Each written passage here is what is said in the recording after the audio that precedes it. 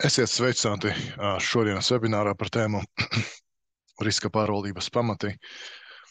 Mani sauc Justīns Petinēns, esmu admirāls Latvijas klientu un apmācību vadītājs. Pilnīgi noteikti esmu runājis ar lielāko daļu no jums, aicinu piefiksēt kontaktus gadījumā, ja vēl nesat to izdarījuši. Pirms mēs turpinām obligātā riska atrunā, ieguldījumi ir saistīti ar riskiem un tie var nebūt piemēroti visiem investoriem. CFD ir sarežģīti instrumenti un tiem ir augsts risks attiecībā uz strauju naudas zaudēšanu sviras finansējuma dēļ. Pilni riski atrodam mūsu mājaslapā. Dažos vārdos par to, kāpēc Latvijas investori izvēlās tieši admirāls, Latvijas investori un traderi. Pirmkārt, mums ir vairāk nekā 8000 dažādu instrumentu, tā skaitā akciju fondu, indeksu, izēvielu, forex, kā arī nedaudz future. Mēs esam globāls un uzņēmums ar pieredzi jau no 2001. gada, un, ja nemaldos, uz doto brīdi mums ir office vairāk nekā 20 valstīs globāli, bet, diemžēl, Latvijā uz doto brīdi nav, kā arī mēs piedāvājam diezgan konkurētspējīgus tradinga un investīciju nosacījumus, un katram mūsu klientam ir iespēja strādāt ar personīgu konsultantu, kas var palīdzēt jebkādā jautājumā par mūsu produktiem un pakalpojumiem. Tad šodien pirmais jautājums, kas ir riska pārvaldība, un otrais, kā izveidot riska pārvaldības plānu. Tātad, kas ir riska pārvaldība? Riska menedžments, ja pārvaldība ietver dažādus procesus un noteikumus jūsu tirdzniecības plānā ar mērķi pasargāt kapitālu no zaudējumiem un vienlaicīgi arī maksimizēt peļņu. Riska pārvaldība vai riska pārvaldības plāns ir viena no divām galvenajām tirdzniecības plāna komponentēm. Un pierreiz arī pieskarsimies dažiem mītiem par riska pārvaldību. Pirmais, un, manuprāt, visizplatītākais mīts ir tas, ka riska pārvaldība ir pats svarīgākais tradingā un investīcijās. Šo ideju šajā nozarē, diemžēl, uzspiež privātiem ilgtājiem viena vienkārša iemesla dēļ. Tā ir vieglāk panākt to, ka klients sāk darboties, lai kāda būtu pati pieeja vai stratēģija. Labs riska menedžments visu sakārtos, ja tāds ir parasti vēstījums tiem, kas mēģina šo ideju bīdīt tālāk. Ja. Patiesībā, lai cik advancēts un izsmalcināts riska pārvaldības plāns jums būtu, ja jūsu idejas un pati stratēģija ir vāja, jūsu darījumi vienkārši nepelnīs. Ja. Un lai cik un kā jūs pārvaldītu risku, zaudējošs darījums turpinās nest zaudējumus. Ja. Un nozarē šādus traderus, kas fokusēs galvenokārt uz riska pārvaldību, nevis pašas stratēģijas un ideju kvalitāti, savus par ugunsdzēsējiem, jo tas ir viss, ko viņi dara, ja dzēš uguni savā kontā, ko radīja vājas idejas un vāja stratēģija. Otrais mīts - psiholoģija spēlē aktīvu lomu. Šī ir tēma, kuru nežēlīgi mēdz slaukt un pārdot cilvēki, kas visticamāk nezina, kā patiesībā tiek pārvaldīts risks. Psiholoģijas jautājums tiek atrisināts ar pilnvērtīga tirdzniecības plāna izveidi un sekošanu tam. Ja jums ir plāns, kas ir pilnvērtīgs, un jūs tam sekojat, psiholoģija un emocijas vienkārši tiek izslēgtas. Ideālā gadījumā, protams. Un jā, protams, pilnībā ierobežot emocijas nav tik vienkārši, bet tām nav īsti pamatojuma, ja jums ir pārliecība par savām rīcībām. Un gadījumā, ja kāds plāna noteikums tiek pārkāpts emociju dēļ, tā ir cilvēciska kļūda, kurai īsti nevajadzētu notikt. Jā. Taču, ja emocijas tomēr ietekmē aktīvi jūsu lēmumu pieņemšanu, tā jau ir laba pazīme tam, ka iespējams tradings nav īsti domās jums. Un trešais mīts - riska pārvaldība ir sarežģīta. Patiesībā riska pārvaldība ir vienkārša un atkārtojamā. Citiem vārdiem, ar laiku tā kļūst par otro dabu, un riska pārvaldība pēc apgūšanas ir darāma bez maz vai pēc parauga, jā, pēc piemēra, un profesionāļiem šajā nozarē riska pārvaldības plāns paliek fiksēts un nemainīgs ļoti ilgu laiku, ja vien netiek ievērojami palielināts kapitāls, kas var būt iemesls riska pārvaldības uzlabošanai, jā, minimālai. Tātad pirmais un galvenais riska pārvaldības mērķis ir riska ierobežošana.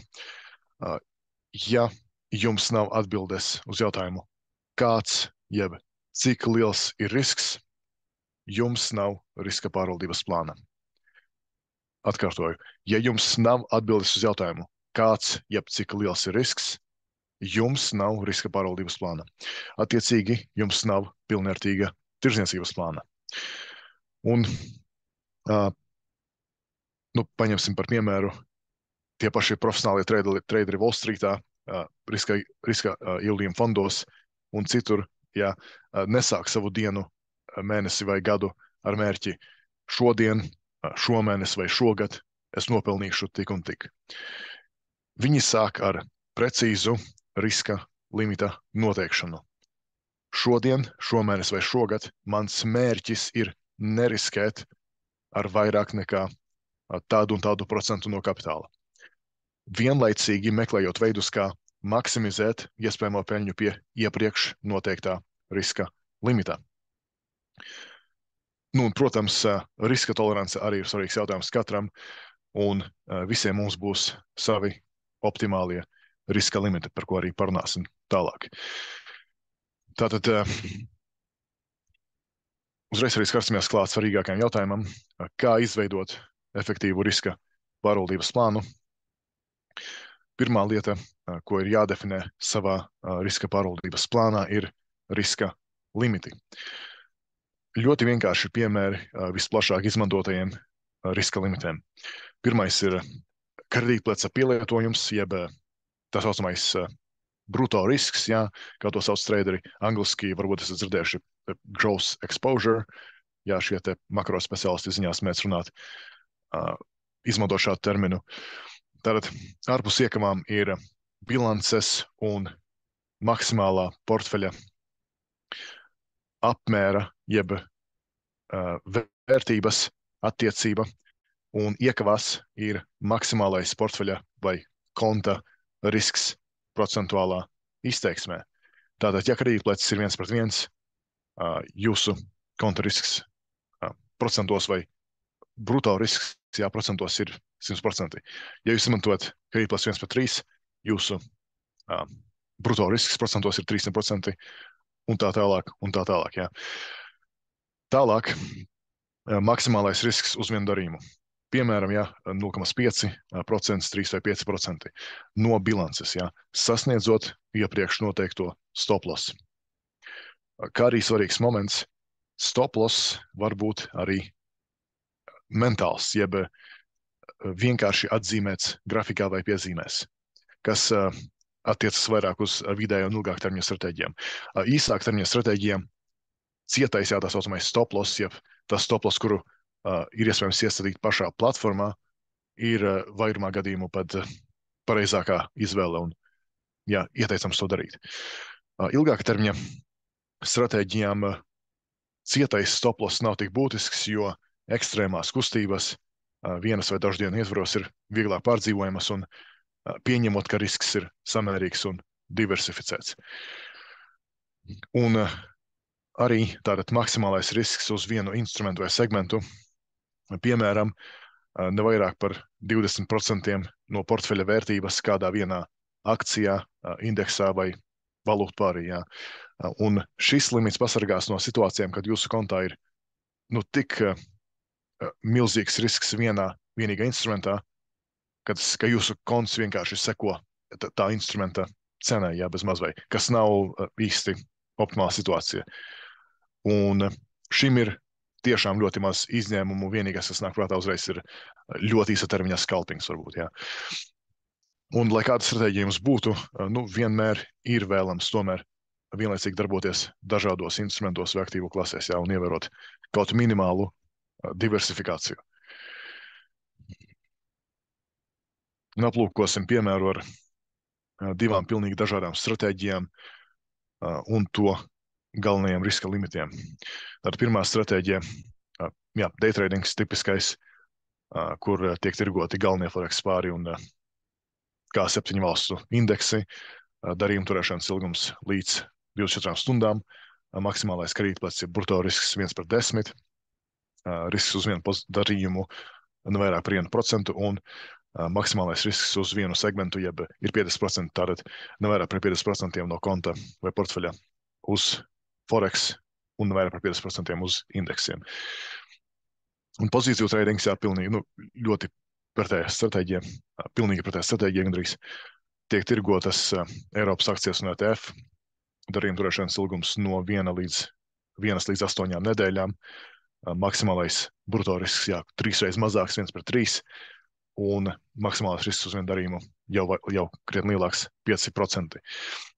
Un šajā gadījumā, tiek ievērot augstāka diversifikācija, tātad nevairāk par 20% no portfeļa vienā akciju tirgus sektorā, tehnoloģiju, finanšu un tam līdzīgi. Tad šādi var būt atšķirīgi šie riska limiti dažādām stratēģijām. Tad pavisam vienkārši piemērs.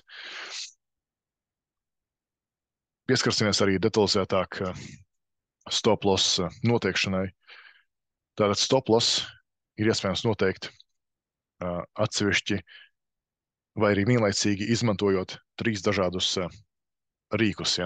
Pirmkārt, tehniskā analīze, otrkārt, vēsturiskā volatilitāte, piemēram, ATR vai arī standarta novirze, un treškārt, izmantojot sagaidāmo, jeb prognozēto volatilitāti.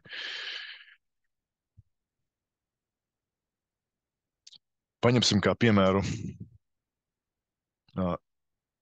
Apple akciju. Pieņemsim, kad traderi šajā gadījumā vēlas pirkt pie aptuveni $170. Tātad tehniskā analīze, un šajā gadījumā tiek izmantota Fibonacci līmeņi un horizontālie līmeņi, rāda, ka optimālais stop loss varētu būt kaut kur vai no $150 vai $140. Un vēsturiskā volatilitāte, kas ir šeit, rāda, ka cena var nostaigāt 16% diapazonā 1 mēneša vai 4 nedēļu laikā, jo šis ir nedēļas grafiks. Tātad šeit ir aprēķināta standarta novirze par pēdējām 4 nedēļām.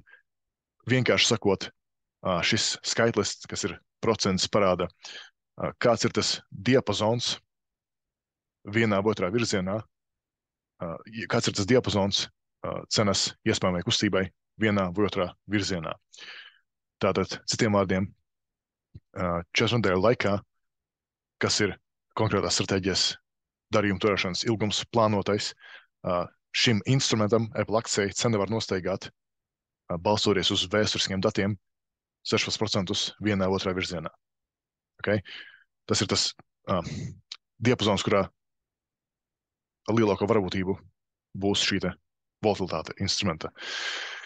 Tātad, ja mēs izmantotu tikai vienīgi tehnisko analīzi, Fibonacci un horizontālos līmeņus, arī šis līmenis liktos, atvainojos, ne šis, bet šīs aptuveni līmenis $506 un $550 arī varētu būt optimāls stop loss uzlikšanai, bet, ja mēs ņemam vērā vēsturisko volatilitāti, tev ir attālums no atvēršanas cenas līdz šiem abiem līmeņiem ir krietni mazāks par vienu, teiksim, standarta kustību mēnešu laikā.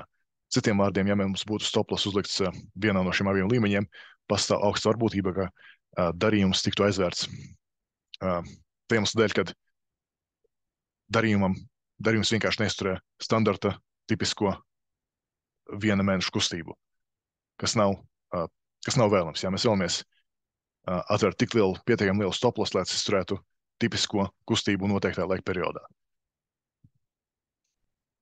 Un, tāpēc stop loss šajā piemērā tika atzīmēts aptuveni šeit pie $140. Tas ir atbilstoši 2 tehniskās analīzes rīkiem, aptuveni ap šo līmeni, un tas atbilst arī šai vēsturiskai volatilitātei, ka darījums lielu varbūtību izturēs vienkāršu cenas kustību mēnešu periodā. Otrs piemērs ar eiro dolāru. Līdzīga situācija, ja tāda pieņemsim, ka kur traderis vēlas atvērt šeit garo pozīciju uz pirkšanu, tehniskā analīze un tātad Fibonacci un horizontālie līmeņi rāda, kad stoplas varētu būt aptuveni šeit un arī šeit, ja, ap 1,06, 1,04, taču procentuāla izteiksmē šeit būtu kustība mazāk par 4%, un kā redzam, vēsturiski vienu mēnešu vai 4 nedēļu laikā eiro dolārs mēs izkustēties 4%. Ja, tā ir standarta kustība šim konkrētajam instrumentam, izkustēties 4% vienu mēnešu laikā. Tāpēc pastāv liela varbūtība, ka šis stoploss tiktu izsists. Tā vien, kad tikai dienas dēļ, kad tā ir standarta eiro dolāra kustība.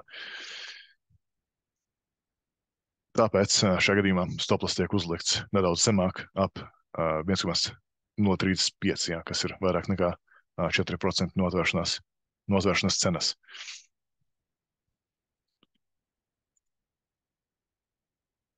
Kā arī tātad trešais rīks, ko var izmantot stoploss noteikšanai, ir sagaidāmā volatilitāte. Detaļās šajā jautājumā neiesim, jo tas ir diezgan sarežģīta tēma, bet tātad, lūk, šis ir viens no rīkiem, tātad VIX indeks, ko es varu izmantot vai pamēģināt izmantot uz zemo konta. Tātad būtībā VIX indeks parāda S&P 500 indeksa opciju tirgus dalībnieku implicēto jeb gaidāmo volatilitāti nākamo 30 dienu laikā, bet gada izteiksmē. Tātad, ja mēs vēlamies saprast, kāda ir gaidāma volatilitāte mēnešu laikā, mums vienkārši jāapņem kvadrātsakli no šī skaitļa, kas, ja tie būtu 16, tad būtu 4, un rekur pie tekošās atzīmes tie ir nepilnīgi 4% mēnešu laikā. Tā ir gaidāmā kustība. Tā ir gaidāmā kustība mēnešu laikā atbilstoši opciju tirgus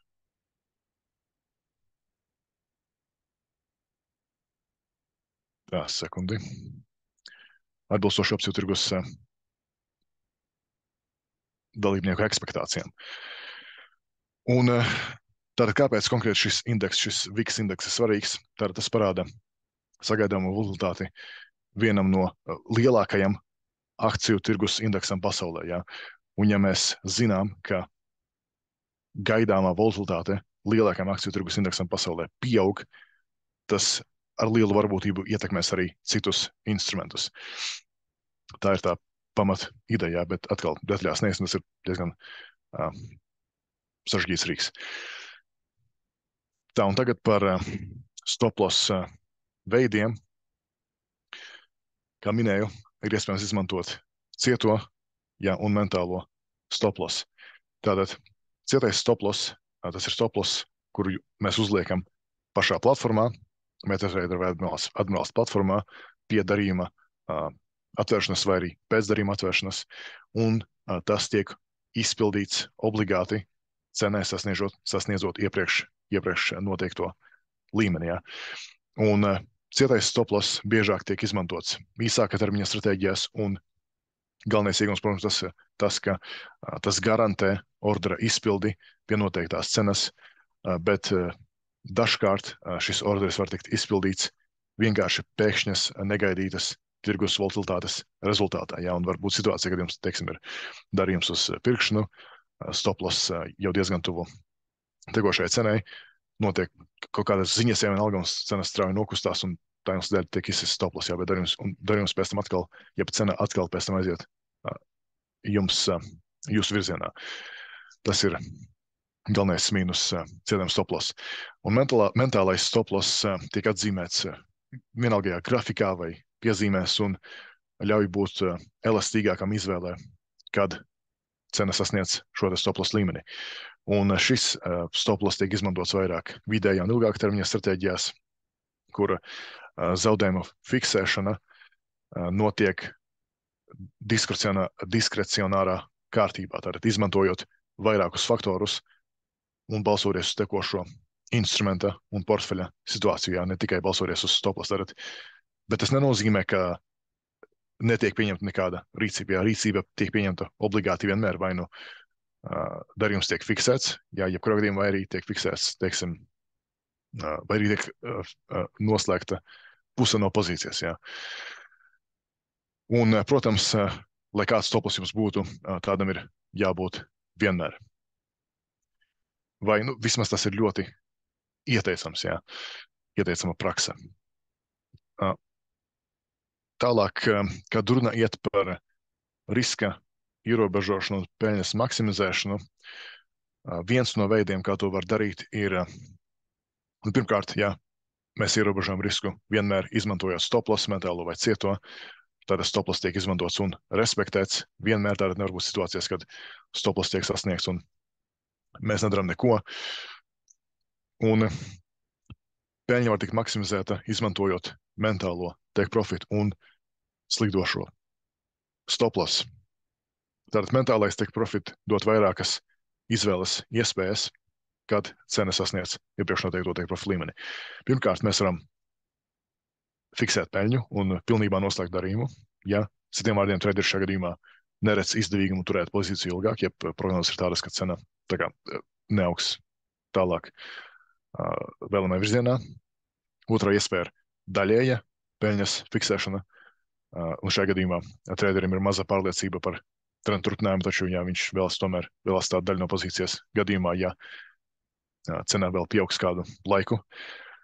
Un trešā iespēja ir pozīcijas palielināšana un arī take profit un stop loss pārbīde grafikā. Tātad šajā gadījumā, šajā scenārijā traderim ir jau krietni lielāka pārliecība par trenda turpinājumu konkrētajā instrumentā. Un šajā situācijā mēs izmantojam tā saucamo slīdošo stop loss.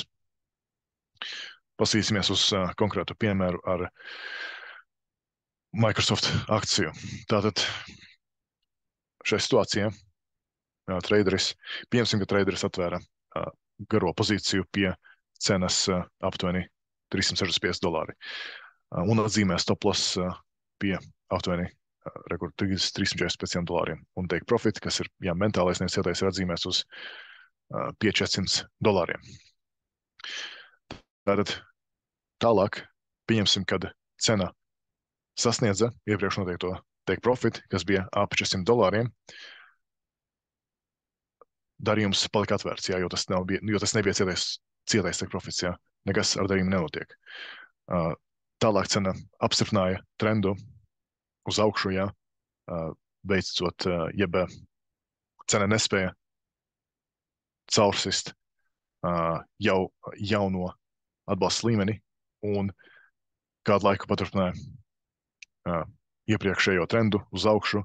Un šī ir situācija, šis ir brīdis, kad traderis šajā gadījumā varēja saprast un pieņemt, jā, ok, mērķis ir sasniegts, atbalsta līmenis ir apstiprināts. Mana prognoze ir tāda, ka cena turpinās augt, es varu palielināt pozīciju un pārbīdīt take profit un stop loss uz augšu. Šajā gadījumā stop loss tika palielināts, jā, un tagad jau ir virs atvēršanas cenas, kas nozīmē, ka darījums tehniski ir bez riska, jā, ja cena sasniegs stop loss, tas tiks aizvērts ar peļņu un tika uzlikts jaunais metālais take profit. Kā arī vēl viena iespēja, ko darīt, ir palielināt pozīciju, jau atvērt vēl vienu papildus pozīciju uz tā paša instrumenta, bet tur jau kā matemātikā neiedzināsimies. Tā arī ir iespēja vienkārši divkāršot pozīciju, bet atkal jārēķinās, kad stop loss ir jābūt virs vidēji instrumenta atvēršanas cenai. Tātad šādi, un šī ir ļoti laba situācija, kad tiek sasniegts pirmais take profit, stop loss tiek pārbīdīts uz augšu, un jums ir ļoti labas iespējas rīkoties tālāk. Ja prognozes ir pozitīvas vai nemainīgas, šādi darījumi var ilgt jūsu kontā krietni ilgāku laiku. Un tas arī, par šo arī iet runa, kad traderi runā par to, kad zaudētāji ir jāslēdz ciet pēc iespējas ātrāk, un uzvarētājiem ir jāļauj turpināt pelnīt, jā. Konkrēti rekord par šo iet runā, kad mēs bīdam stop loss uz augšu un vienkārši arī take profit vai mērķi arī pabīdam uz augšu. Tā. Un vēl viena lieta, kam gribēju pieskarties šodien, ir tāda praktiskāka nedaudz. Tātad mums platformā ir iespējams instalēt Supreme Edition papildu programmatūru gadījumā, ja ir palīdzība ar tās instalāciju, droši dodiet ziņu.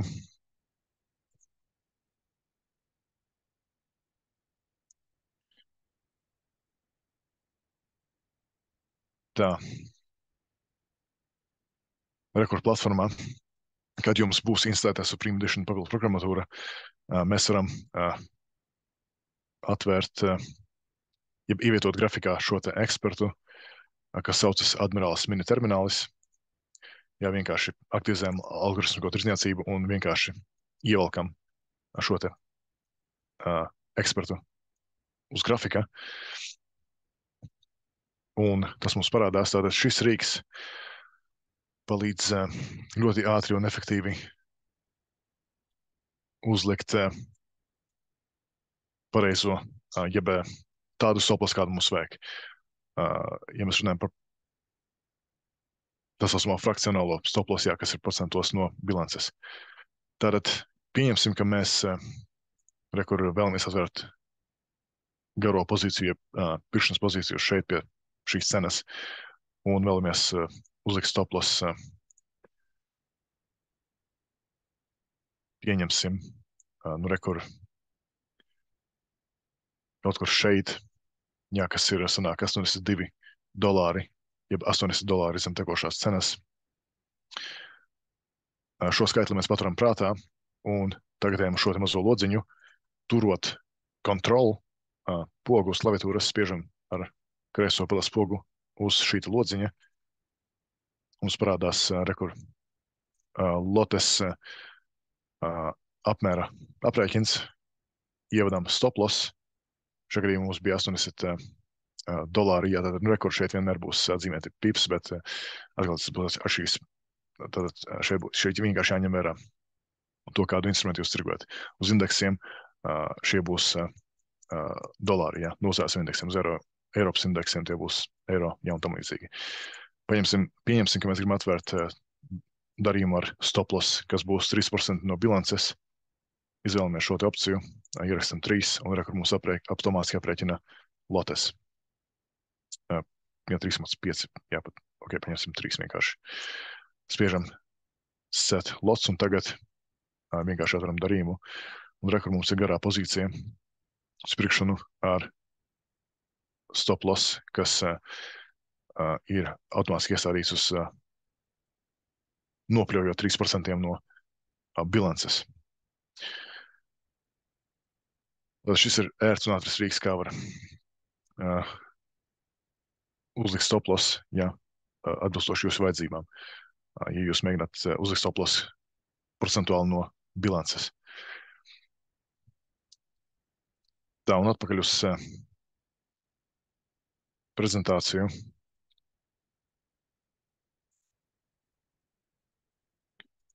Pēdējā lieta, kam gribēju pieskarties, tātad nākamais solis